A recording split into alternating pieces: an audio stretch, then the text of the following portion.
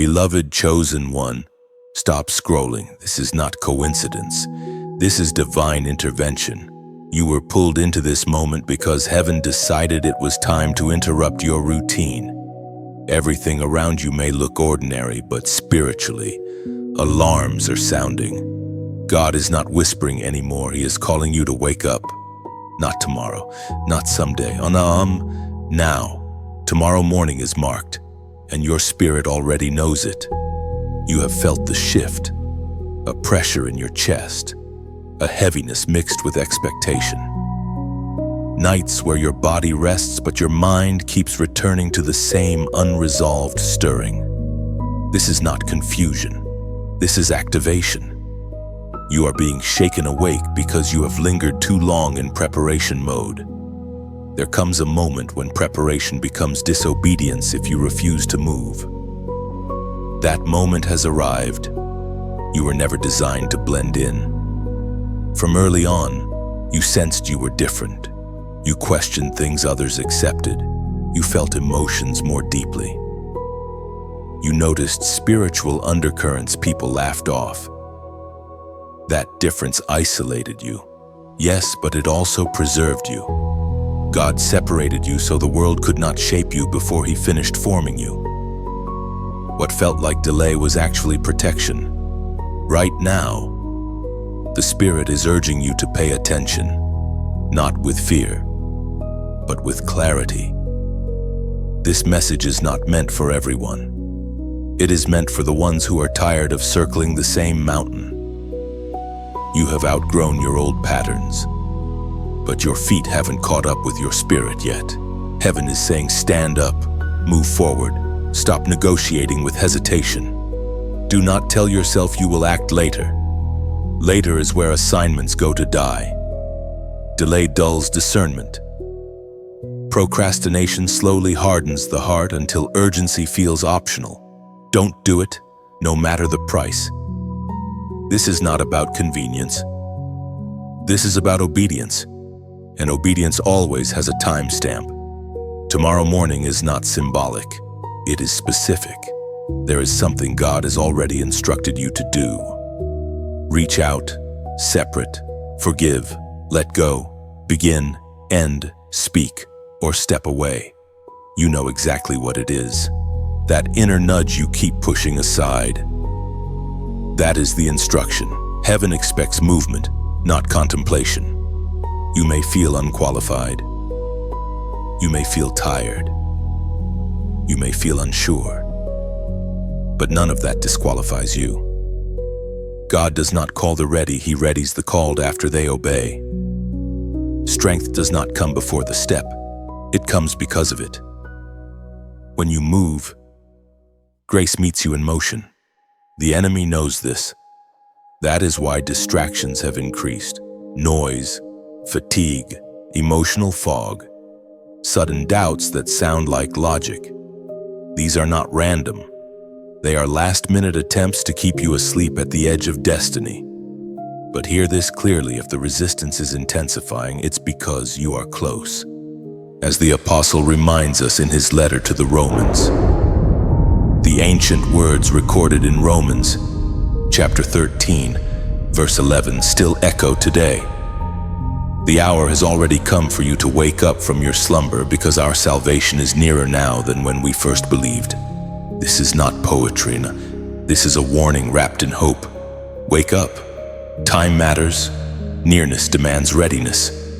You are not being condemned, you are being summoned. Conviction is proof that God is still dealing with you.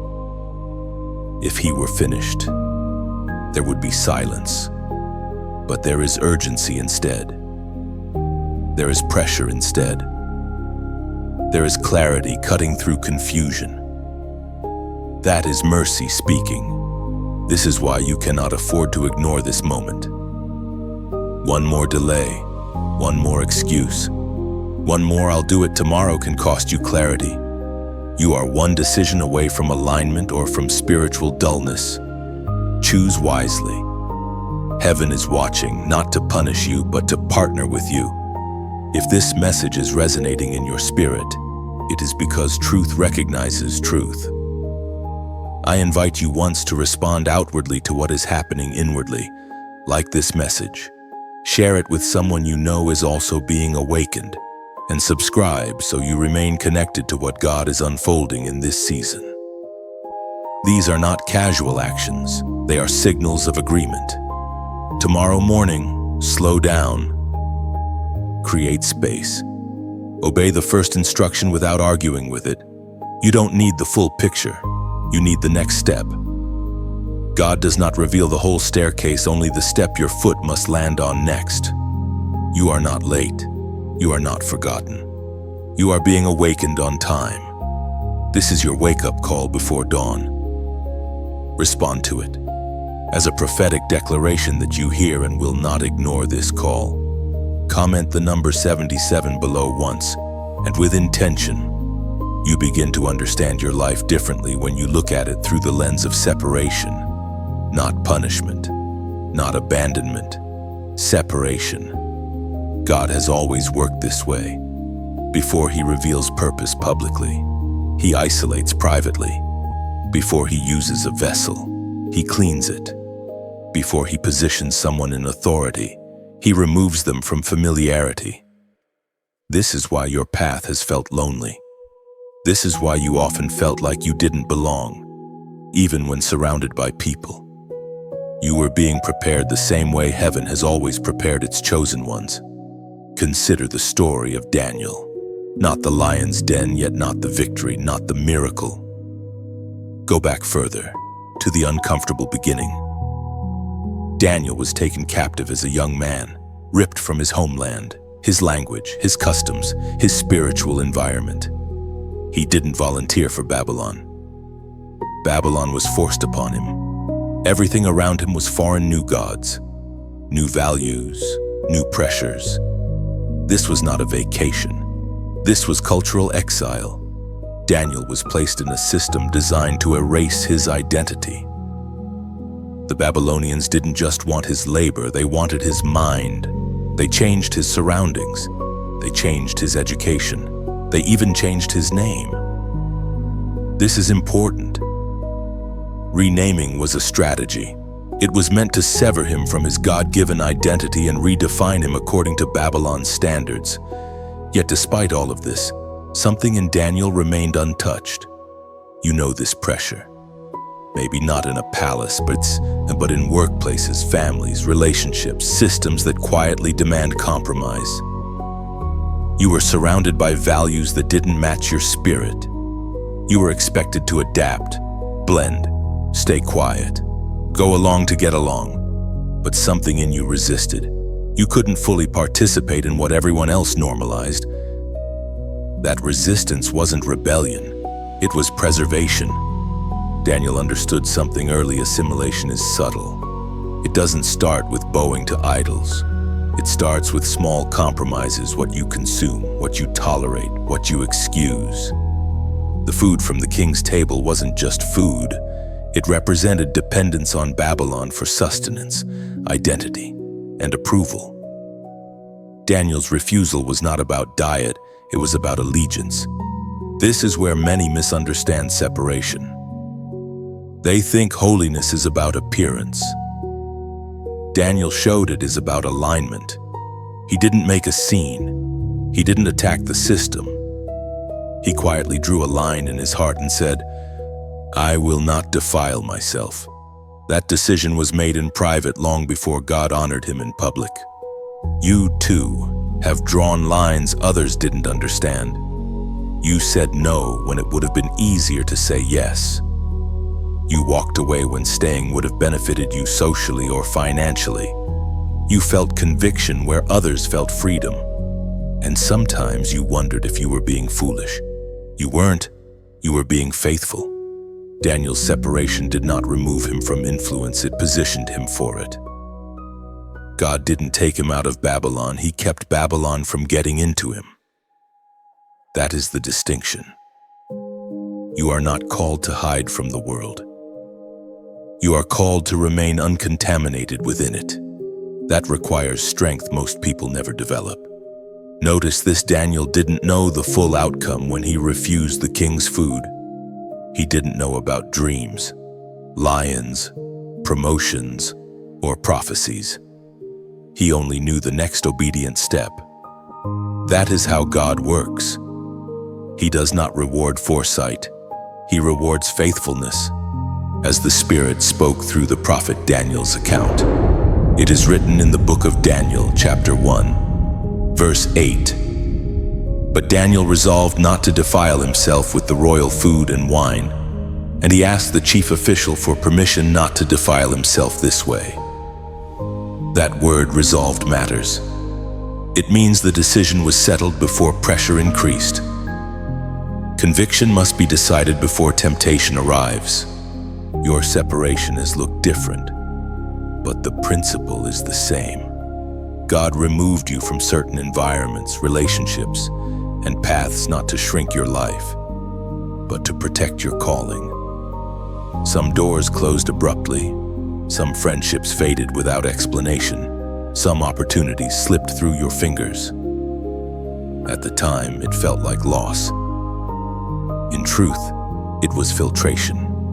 Daniel was isolated among wise men, sorcerers, and officials who did not share his faith. Yet God gave him favor without compromise. That is rare. Favor usually comes with conditions in this world, but divine favor operates differently. It rests on those who refuse to bow internally, even when surrounded externally. You have lived in that tension, present but different, capable but restrained, gifted but unseen. That season was not wasted. God was watching how you handled obscurity. Heaven was measuring whether you would cling to identity when no one was applauding your integrity. Daniel didn't preach in chapter 1. He didn't confront kings yet. He simply stayed faithful in small, unseen decisions. And because of that, God trusted him with weightier matters later. Destiny does not begin with a platform. It begins with discipline. If you are honest, there were moments you wanted to give in, moments when isolation hurt, moments when compromise seemed harmless, moments when obedience felt unrewarded. But those moments built something in you that cannot be taught: spiritual backbone. This is why you must reinterpret your past. What you thought was delay was development. What you thought was rejection was redirection. What you thought was loneliness was consecration. You were being trained to stand in hostile environments without losing your essence. Daniel's story proves something essential. Separation is not God pushing you away. It is God pulling you closer. It is not about being better than others. It is about being preserved for purpose. And just like Daniel, your season of quiet faithfulness is about to speak louder than words ever could. You are standing in a moment where delay feels safe, but spiritually, it is becoming dangerous. Not dramatic, not obvious. Dangerous in the quiet way where nothing collapses outwardly, yet something erodes inwardly. This is the place where many chosen ones lose momentum. Not because they turned away from God, but because they paused too long after hearing Him clearly. You already know what the instruction is up, and it has been consistent. It has returned again and again, wearing different clothes but carrying the same weight. You recognized it the first time. You felt it in your body before your mind tried to reason it away. The unease you've been carrying is not confusion. It is the tension of unfinished obedience.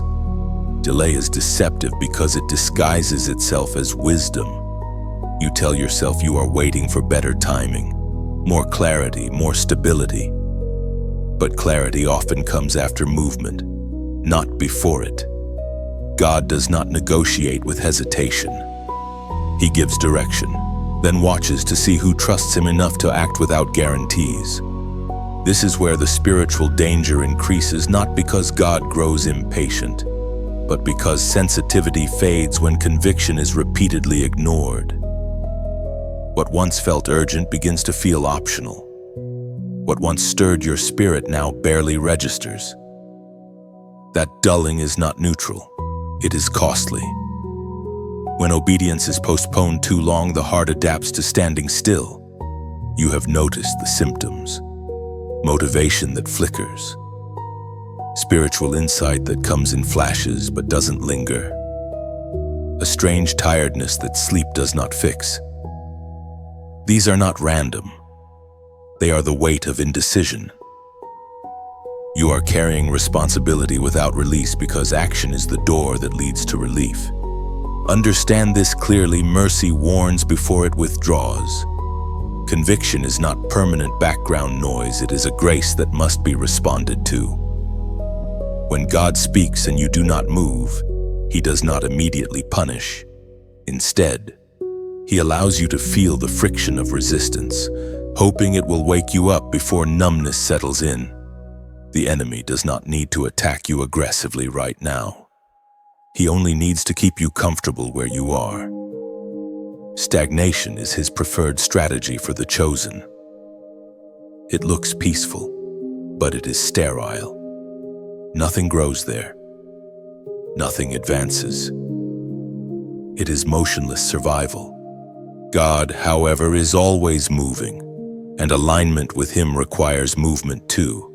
Even slow movement, even trembling movement, but movement nonetheless.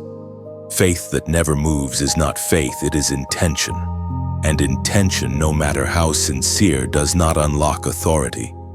As was spoken in the sacred texts of old, the voice of God thundered in the book of Exodus, chapter 14, verse 15. Why do you cry out to me? Tell the people to move forward. This was spoken at the Red Sea when fear was logical. Danger was real and the path ahead looked impossible. Yet God did not give explanations. He gave instruction: move. Notice this: the sea did not part before they moved. It parted because they moved. Obedience created the miracle. Standing still, even while praying, would have led to destruction. This is uncomfortable truth, but necessary truth. You are not being asked to see the whole path. You are being asked to take the next step. Fear demands certainty. Faith requires trust. Partial obedience may soothe your conscience, but it does not shift your position. Heaven responds to movement, not internal agreement. You have been cautious when God asked you to be courageous. You have been analytical when God asked you to be available. Caution feels responsible, but sometimes it is just fear dressed in wisdom. Obedience is rarely convenient. That is why it carries power. You were not chosen to live suspended between decisions. You were chosen to advance. The longer you hesitate, the heavier the instruction becomes. Not because God is harsh, but because responsibility grows when it is ignored. The enemy knows this. He knows if you move, momentum will follow. Resistance will rise, but so will authority. Power does not accompany comfort, it accompanies obedience. That is why pressure will increase the moment you decide to act. Pressure is not proof you are wrong. Often it is proof you are finally aligned. This is where you choose, not emotionally, not theoretically, practically. Fear will always present reasons to wait. Faith only asks one question: what did God say? And once that is answered, everything else becomes noise. You need to mark this moment, not loudly, not dramatically, but simply truthfully. Words matter when they are intentional. I want you to comment a declaration of no more than 3 words. I move now. This is not a performance. It is a decision. By writing it, you are closing the chapter of delay. You are telling heaven you are done negotiating timelines. You are telling your own spirit that hesitation no longer leads. This declaration is not about perfection. It is about direction. Movement begins internally before it ever manifests outwardly. This is where paralysis breaks. You are closer than you realize. One step changes everything. Stay still, and nothing shifts. Move, and grace meets you where your foot lands. You have crossed an invisible line now. The decision to move has already shifted something in the spirit, even if nothing around you looks different yet. This is often where confusion tries to creep back in when the excitement fades and reality returns. That is why this section matters. Because destiny is not sustained by one bold moment, but by small, faithful steps taken consistently. Heaven is not asking you to leap recklessly. Heaven is asking you to walk steadily. Many chosen ones stumble here. They mistake intensity for faithfulness. They burn bright for a day, then disappear for weeks. But God does not measure progress the way humans do. He values obedience over enthusiasm. He honors consistency more than drama. This next phase of your journey will not feel loud, it will feel deliberate. For the next 7 days, your assignment is simple. Keep your steps small, but keep them moving. Do not aim for perfection, aim for alignment. A small step taken every day in obedience is more powerful than one emotional surge followed by silence. Momentum is built quietly. Day 1 begins with stillness. Wake up slightly earlier than usual. Not to rush into prayer with a list, but to listen. Sit in silence for a few minutes. Ask God one question. What is today's step? Do not demand clarity for the whole week. Just receive enough light for today. Write it down, even if it feels insignificant. Day 2 is about separation. Remove one distraction that dulls your spirit. It could be noise, media, a conversation pattern, or a habit that numbs conviction. This is not punishment, it is focus. You cannot hear clearly while surrounded by constant interference. Day 3 is obedience in action. Do the thing you have been postponing that you already know is right. One phone call, one apology, one boundary, one act of courage. Keep it small, but make it real. Obedience must touch the physical world to carry authority. Day 4 is endurance. This is when resistance often whispers. What's the point? Ignore that voice. Faithfulness is proven when motivation dips. Do not measure progress by feelings. Measure it by follow-through. Show up again. Day 5 is alignment with truth. Spend time in Scripture not to read a lot, but to read slowly. Let one passage confront you, correct you, steady you. God's word recalibrates when emotions fluctuate. Day 6 is reflection. Look back at the week so far, not with judgment, but with honesty on where did you move? Where did you hesitate? Awareness is not condemnation, it is guidance. Adjust gently, not harshly. Day 7 is rest with intention. Rest does not mean disengage. It means trust. Acknowledge what God has already done in you during the week. Gratitude seals growth. This rhythm matters because obedience is not sustained by pressure, but by trust built over time. God is not testing your speed. He is strengthening your stamina. Small, steady obedience retrains your spirit to move without panic and without delay. You may feel unseen during this process. That is normal. God often hides His most important work in ordinary days. Roots grow in darkness before fruit appears in light. Do not despise these quiet steps. They are establishing something that cannot be shaken later. As the ancient words recorded in Proverbs remind us, according to what is revealed in the book of Proverbs, chapter 4, verse 18. The path of the righteous is like the morning sun, shining ever brighter till the full light of day. Notice the progression. Morning light does not explode into noon instantly. It brightens gradually.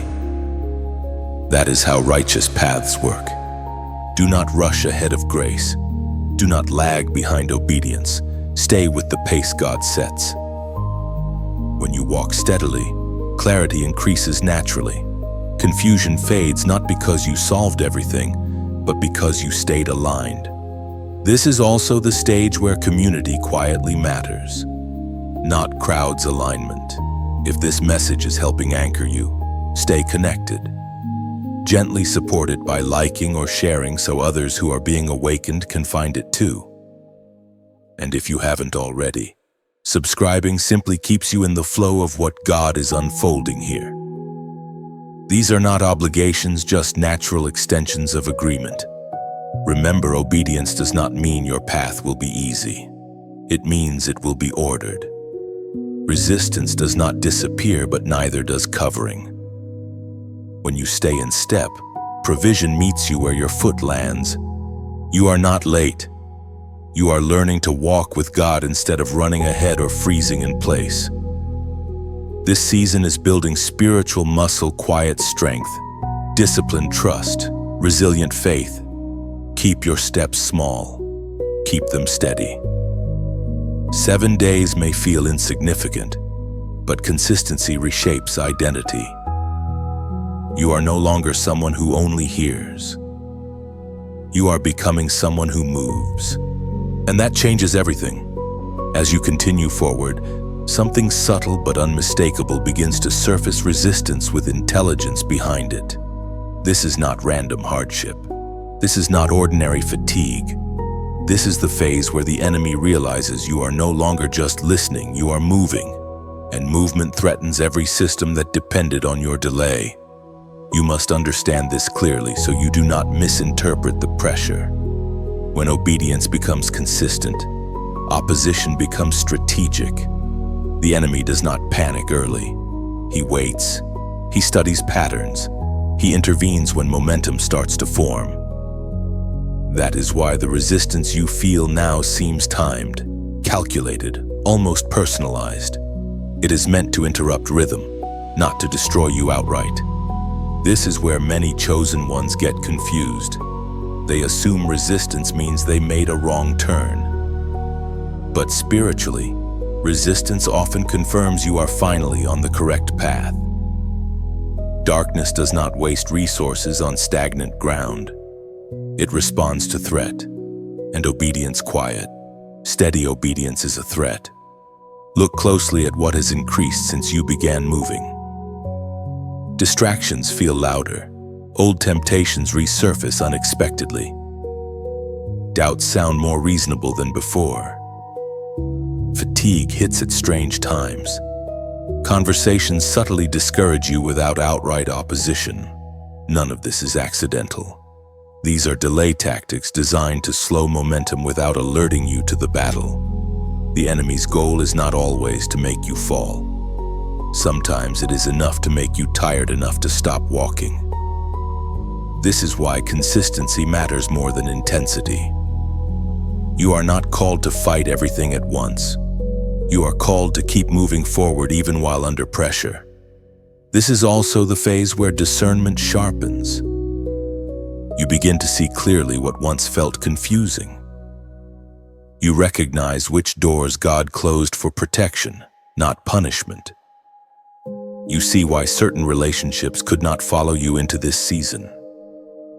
You realize that some battles you prayed would end were actually shaping your endurance. You are learning something crucial now.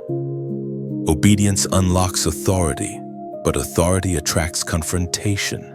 Not because God leaves you exposed, but because your movement disrupts spiritual order. You are no longer just surviving, you are advancing. And advancement demands response. This is why fear tries to reintroduce itself now, not as panic, but as logic. It asks questions like, is this really necessary? Can't you slow down? Isn't this extreme fear rarely looks like terror at this level? It looks like reasonable delay, but you already know where that path leads. You are not awakened to retreat into comfort. You are awakened to stand, And standing does not mean being loud, it means being immovable in your direction. As the apostle reminds us through the sacred text, the ancient words recorded in the book of Ephesians, chapter 6, verse 13. Still speak with authority, therefore put on the full armor of God, so that when the day of evil comes, you may be able to stand your ground. And after you have done everything, to stand. Notice the emphasis, not on attack, but on standing. Standing is victory when retreat was expected. This is where endurance becomes worship. Every day you continue, despite resistance.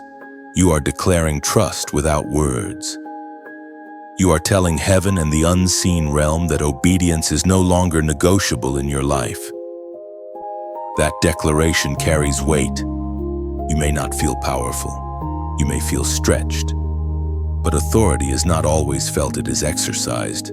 And you are exercising it every time you choose alignment over ease. There is also protection activating around you now. You may not see it, but interference that once would have derailed you is being quietly restrained. Delays that could have harmed you are being redirected. You are being shielded not because you are perfect, but because you are positioned. This season is not about dramatic breakthroughs yet. It is about fortification. God is reinforcing your inner structure so you can carry what is coming without collapsing under it. Glory without grounding destroys people. God refuses to crown what He has not first stabilized. That is why patience is required here. Not passive waiting, but active endurance. You are not standing still. You are holding ground that used to belong to fear. Every step you refuse to reverse strengthens that territory. Now, it is important to mark this phase intentionally. Not because God needs proof, but because you need remembrance. There will be days ahead when you must look back and say, "This is where I decided not to turn around." As a prophetic act of perseverance and alignment, I want you to comment the number 999 below. Do it once, with intention.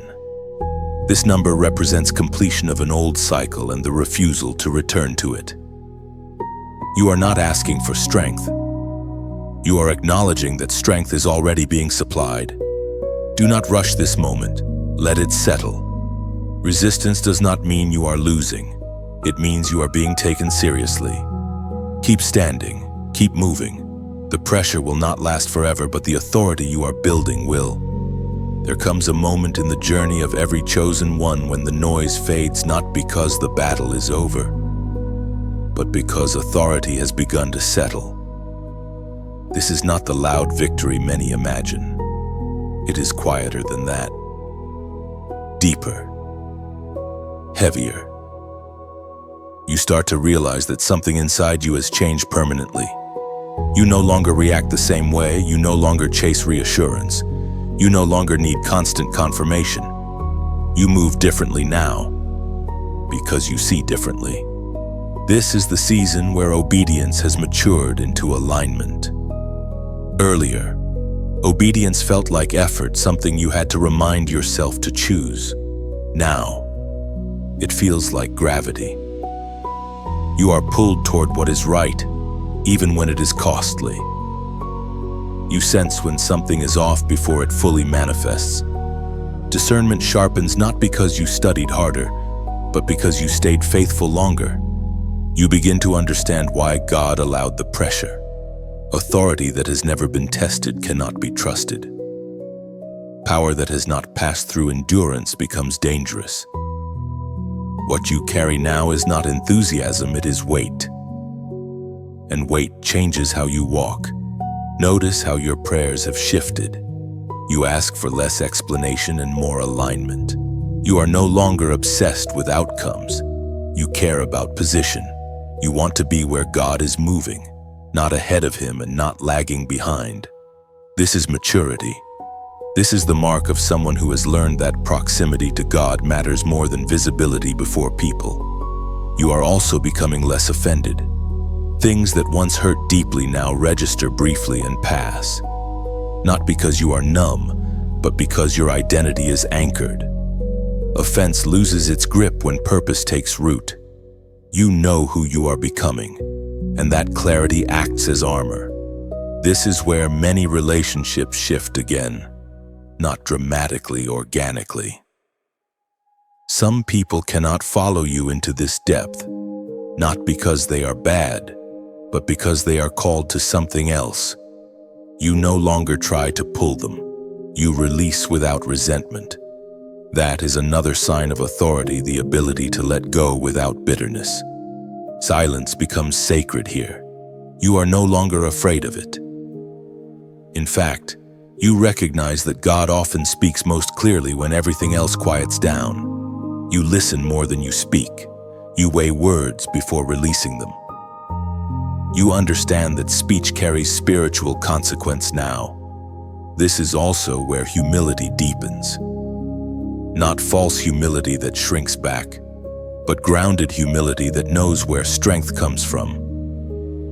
You no longer need to prove anything. You are content to be known by God before being known by people. That contentment is rare and powerful. You start to sense responsibility for others not as savior, but as steward. Your presence alone begins to steady rooms. Your words carry calm. Your discernment protects, even when unspoken. This is not because you are superior, but because you are submitted. Authority flows through submission, never around it. At this stage, temptation changes shape. It is no longer obvious sin, it is subtle distraction. Opportunities that look good but pull you slightly out of alignment. Invitations that flatter your gift but bypass your calling. This is why vigilance remains necessary. Authority does not remove the need for watchfulness, it increases it. You are learning to wait without anxiety. Waiting no longer feels like punishment. It feels purposeful. You trust timing now because you trust the one who governs it. That trust creates peace that does not depend on circumstances. As the ancient words recorded in Romans still echo today, the ancient words recorded in Romans chapter 8, verse 14, declare, "For those who are led by the Spirit of God are the children of God." Being led is the evidence, not noise, not speed, not recognition. Being led. This verse describes your current posture. You are not forcing direction. You are following. You are not dragging God into your plans. You are stepping into His movement. That distinction defines spiritual adulthood. You may not feel triumphant yet, and that is okay. Authority does not always announce itself. Sometimes it settles quietly, like a mantle resting on shoulders that have finally learned how to carry weight without collapsing. Do not rush this phase. Do not try to make it visible. What is forming now must be protected from exposure until it is fully integrated into who you are. God hides His most dangerous weapons until they are ready. You are becoming dependable in the spirit realm. That may not mean recognition now, but it means trust later. Heaven trusts those who stayed steady when no one was watching. This is not the end of the journey, but it is a turning point. You are no longer being pushed forward by urgency alone. You are being guided by authority rooted in obedience. Remain attentive. Remain yielded. What comes next will require everything you have been shaped into so far and nothing less. You have arrived at the edge of something holy, not dramatic, not loud, but weighty with meaning. This is the point where preparation gives way to commissioning. Not a public ceremony, not applause, but an internal knowing I am no longer the same. What has been forming in you through obedience, endurance, and quiet alignment is now ready to be carried forward into the world. This is where the crown is not placed on your head, but settled into your character. You are no longer asking, "Why me?" You are beginning to ask, "How do I steward this well?" That shift alone reveals how far you've come. You now understand that glory is not instant elevation. Glory is responsibility carried without corruption. Authority is not control. It is clarity. You have been stripped of illusions, rushed expectations, and the need to be seen. What remains is something rare, a steady spirit that can hold weight without buckling. This is why the fire did not consume you. This is why the pressure did not break you. This is why the isolation did not hollow you out. You were being crowned internally before anything could ever change externally. Many people want the outcome of obedience without the process. You chose the process. You stayed when it was quiet. You moved when it was uncomfortable. You stood when retreat would have been easier. And now, heaven recognizes you not as someone who believes, but as someone who can be trusted. Trust is the true crown. You are stepping into a season where your life will speak before your words do. Your presence will confront, comfort, and correct without force. You will notice that people respond to you differently, not because you demand respect, but because authority rests naturally on you now. And with that authority comes restraint. You no longer feel the need to explain yourself. You no longer chase validation. You no longer rush outcomes. You move deliberately. You listen longer. You speak less, but when you speak, it lands. This is the mark of one who has been refined. As Jesus himself declared in the Gospel of Matthew. Scripture says in the Gospel of Matthew, chapter 5, verse 14, "You are the light of the world. A city set on a hill cannot be hidden." Notice he did not say you will become the light. He said light does not strive to shine. It simply exists, and darkness adjusts. You are not being sent to announce yourself. You are being released to be yourself, fully aligned. There will be moments ahead where you are tempted to shrink, to remember old versions of yourself that were quieter, safer, more agreeable. Do not return there. That version carried survival. This version carries assignment. But hear this carefully, your calling does not require you to harden. It requires you to remain soft and strong, compassion anchored in truth, strength guided by humility, power submitted to God daily. That balance is what keeps the crown from becoming a burden. You will still face challenges, but they will feel different now. Not overwhelming, but purposeful. Not confusing, but refining. Each one will reveal another layer of what God has already placed within you, and you will not walk alone. There are others awakening alongside you, marked ones, steady ones, those who chose obedience over noise. Quietly, God is forming a company, not of celebrities, but of carriers. If this message has walked with you through this journey, stay connected to it. Gently support it by liking, by sharing with someone who needs confirmation, by subscribing if you haven't already. Not as a transaction, but as fellowship. Alignment finds alignment. This is not the end, it is the release point. You were awakened, you were separated, and you were tested. You were steadied, you were entrusted. Now you walk crowned not with gold, but with glory that cannot be taken. Remain faithful, remain listening, remain yielded. Heaven knows your name. Take a moment here. Don't rush away from this space too quickly. Let what has been spoken settle, not just in your thoughts, but deeper in that quiet place where decisions are actually made. This ending is not meant to close a chapter neatly. It's meant to leave a door open, because what happens next is not in this message. It's in your choices. Some of you will carry this forward quietly. No announcement, no explanation, just a subtle shift in how you walk, how you listen, how you obey. Others may need to return to this moment again, replaying certain words when clarity wavers.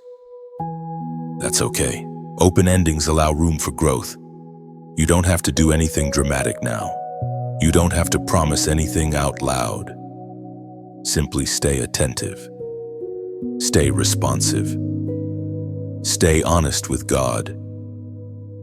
The path ahead will reveal itself the same way it always has, step by step. Not all at once. If this message has walked with you, steadied you, or helped you name what you were already sensing, you're welcome to support it in whatever way feels natural. Some will like it. Some will share it with someone who needs it. Some will simply carry it quietly and move on. All of that is valid. There is no pressure here, only permission. What matters most is not engagement, but alignment. You don't need to rush into the future. You don't need to fear it either. Let the next days unfold with awareness. Notice what shifts.